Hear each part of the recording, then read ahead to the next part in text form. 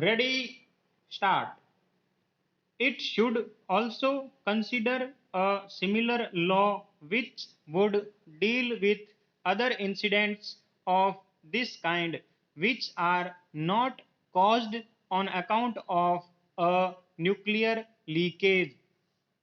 Sir, the minister is right in saying that this law does not deal with the criminal remedies. But in that case, we found that the criminal remedies which are going to be the same whether it is a nuclear leak or it is a gas leak or a chemical leak also need to be strengthened. Sir, when you store or utilize the hazardous material in such a manner that there is a leakage is itself a proof that you did not handle it properly and therefore you must be taken to task for this. Now, those remedies cannot be mild remedies which are presently there for as far as Indian law is concerned.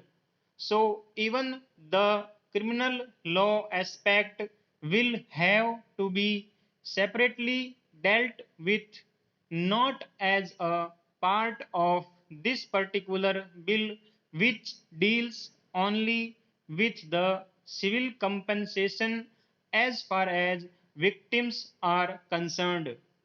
Sir, I must take this opportunity to place on record a deep sense of appreciation that I do have for the Honorable Minister, particularly for the flexibility and humility that he displayed in trying to accommodate various concerns both of the opposition parties and other interested groups while this bill was being drafted. But there are many experiences that we have to learn from the drafting of this particular bill.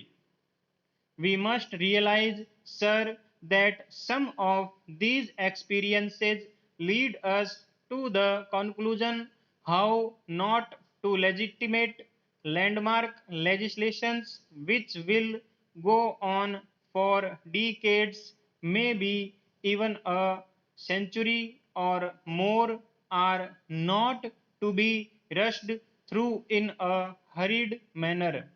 They are introduced in one session in a hurried manner. I think adequate amount of public debate has to take place on laws of this kind. Even public hearings have to take place. Sir, I really do not understand as to why are we rushing through a bill which was introduced in the latter part of the budget session.